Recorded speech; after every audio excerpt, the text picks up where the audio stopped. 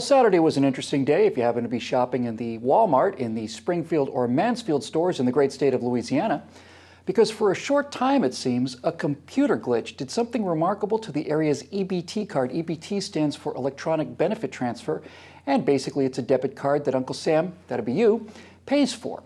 Anyway, here's what happened. Shoppers at the local Walmarts discovered that for some reason the limits on their EBT cards just went away. The cards worked, you could still buy things, but there was just no limit to the number of things that you could buy. So, naturally, being grateful and responsible citizens who just need a helping hand to get them back on their feet, they tried their best to remember what prior limits were, and they limited their shopping to be sure that they stayed inside that allotted amount.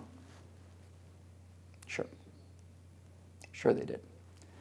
Now, once it became clear that this was a credit card with no limit, people cleared the shelves. They just swept merchandise into shopping carts and headed for the checkout lines.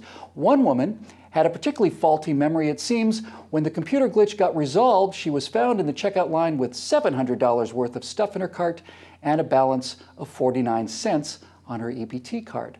Yeah, well, all that technology could confuse anyone. So let's bring in Steve Green and Scott Ott to take a swipe at this card fiasco. See what I just did there?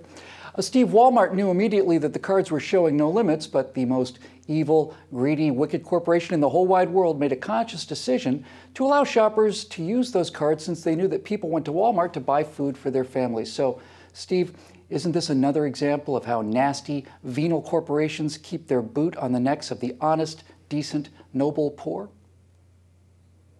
Yeah, you know what? The problem, the glitch was actually nationwide. I'm tired of this word glitch for disasters, but it was actually nationwide. It was just in these two Walmarts, I think in Louisiana, that called corporate and said, what do we do in corporate? So we're talking about the headquarters of evil itself that told these two stores that asked, yeah, go ahead and let people shop on these cards.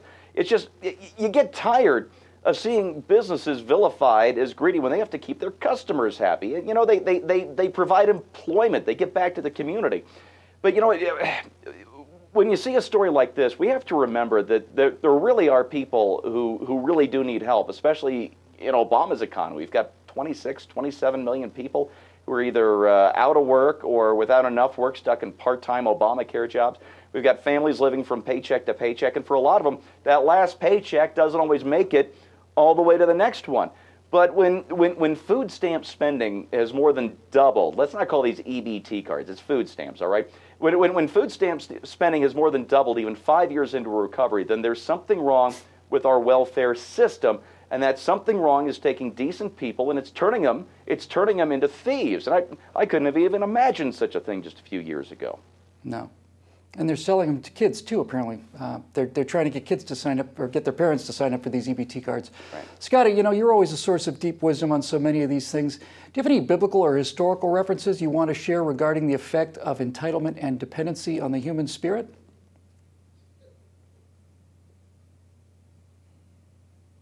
You know, the disturbing thing about this, I think, is that people see that card as something. They think that card represents something. They think that card entitles them to something. And when you and I pull out our card and have to swipe it at the store, we know that what that card represents is hours of labor. We know that card represents creativity and toil and challenges and things like that. We had to earn the money that is on that card that we carry. But when you give somebody a card for which they had not to toil, and as far as they know, it is a bottomless well. And so they're literally looking at that number. If it says 49 cents, they think, oh, well, I guess it's 49 cents. If it says $7,000, it's $7,000. Right. And they give no thought to whether or not they deserve that money or whose pocket they're taking it out of or anything like that.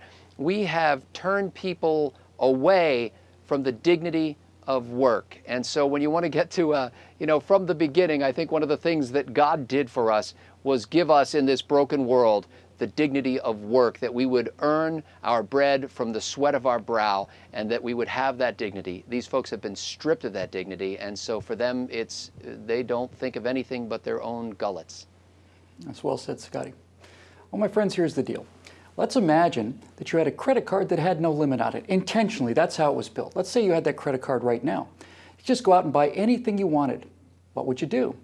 Well, if it were me, I'd be filled at first with trepidation. Somebody's paying for this somewhere, and that thought would stay with me for a while.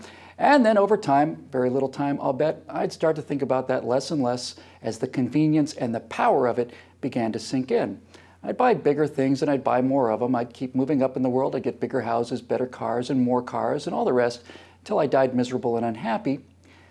Why, I'd have everything in the whole wide world, except, of course, my honor and my pride. The loss of honor and pride happened to these people before that limitless credit card came along, because even though the EBT cards have a monthly limit, they are, in fact, bottomless credit cards. People buy things with these cards and they never have to work for it, they never have to pay it back. And that turns free citizens into packs of feral grifters. Now, you may not like the way that sounds. That's good. That pain you're experiencing is truth entering your body. For PJTV, I'm Bill Whittle.